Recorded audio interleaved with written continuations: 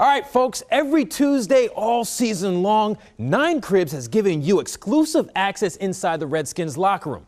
If you miss any of the segments, you're in luck. 16 weeks worth of 9 Cribs material cut down for your viewing pleasure. Everyone knows that one person that hates change, you know, the person who still is holding on to CDs like they're going to come back in style. Well, we found one of those people in number 5 of the best of 9 Cribs. This helmet right here is called a VSR-4. Everybody's worried about concussions these days, but I've been wearing this same helmet since 7th grade football. And I'm not gonna change, all right? Fits me right, feels right, and I think I look good in it too. I actually still keep everything. See, this is Seattle week. These are my notes that my coaches give me. Kirk keeps a binder, you know.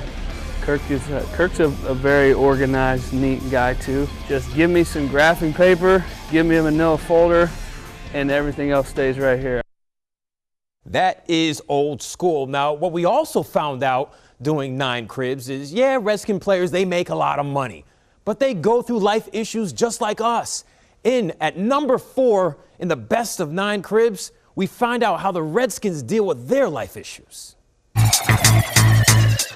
Mr. Miyagi gave Daniel's son this one in his final fight, and I feel like, you know what I'm saying, I had it on their training camp a couple times, and it just kind of made me feel like I was Daniel's son out there. Since I was hurt, I came back out there and I was feeling myself, so I wore my Mr. Miyagi.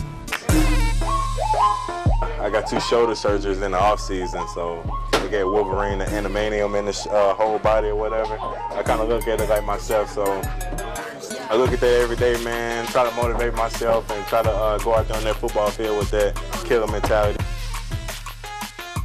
I wear a pink mouthpiece because I got 2 great aunts that got breast cancer.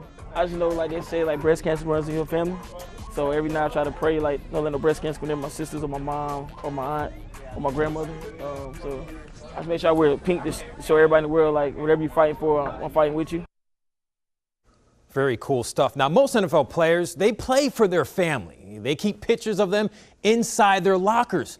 But we also find out some of the Redskins, they hang up personal messages to inspire them during tough days as we enter number 3 in the best of 9 Cribs.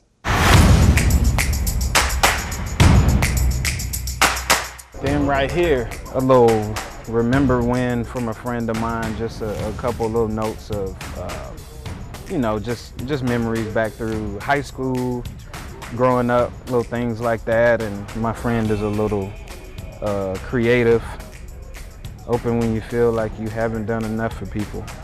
She knows me pretty well. I always feel that way, so just a couple notes. A longtime friend back in Michigan State who mailed this to me, and he actually put this note with it. He said, "I suggest you tape this up in your locker." So I took him seriously and taped it up in my locker, and it's just a picture of a little cartoon of a bird eating a frog, and the frog is, even though he's halfway down the bird's mouth, he's still choking the bird out, and it just says, "Don't ever give up." I actually put that in my locker back in 2014 when I wasn't playing very well and was riding the bench, and put that there as a reminder to just keep going. So now we're on to number 2. If you didn't know, NFL players love shoes. I mean, lots of them. But we also find out is these NFL players love wearing cleats to create awareness. And number 2 of the best of 9 Cribs. The main event in my locker is always my shoes. Being all grunting, I may pull these out against the Raiders. These is a Sunshine State for all the people from Florida.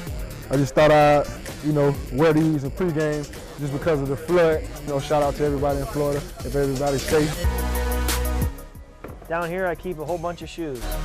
I got these fun cleats. They were just a special color scheme that has the acronym FINAO, which stands for Failure is Not an Option, and it was inspired by a boy from Chicago, from Simeon High School, who was actually shot and killed. And they made this cleat in his honor. It's got the Chi on the back. Chicago, that's the city I grew up in. All right, so 5 through 2 is in the books. Before we get to number 1 of the best of 9 Cribs, here are a few other clips you might have missed. Welcome inside my locker. As you can see, I don't just got one. If you got one, big dog. Graduated. Got 2 of these things. I think that I have the neatest locker in here, but no one's the judge here. This is actually pretty clean. He probably paid off the equipment guys to clean it up today since I was doing this for you guys. Just in case I want to get comfortable, man, you know, little sweats. Women love sweats. The arm fell off. The arm fell off, so I just got the ball here. So, I mean, what the heck? I think he's gonna scoop it with one and take it to the crib. Sums up my whole locker right here. I got the fluorescent, you know what I'm saying, Gucci slides. I'm missing a toenail right now. This is my nickname, Duke. That's what they used to call me. Still, my family on my father's side, they call me Little Duke. I'm big and all, but they still call me Little Duke. I don't like it. All right, so now we're on to number 1. 9 Cribs has given you exclusive access like never before. What you're about to see next, people, either went viral or left all of us in the media amazed. Here's number 1. You media people will be happy to see I've got your names and faces here on a printout so I can hopefully remember all your names as you guys change. Last but not least, every cheerleader needs extra lashes. And this is what happens when you're stomping like you need to be. You break your boots sometimes. They call it the Elder Wand because it is the fastest ping pong paddle on the planet. A lot of my teammates, a lot of my friends, they've been on the business end of this ping pong paddle, and I'm proud to say I am top dog up there on the ladder for ping pong. I do got some little highlight tapes back here from back in the day.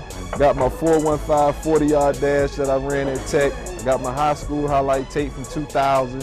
Some archive stuff that people always joke because they ain't never seen VHS of some of these young kids. Special little thing right here. I'm gonna let y'all see, and we unveiling this weekend. Came fresh hot off the press. Not bad, not bad, not bad.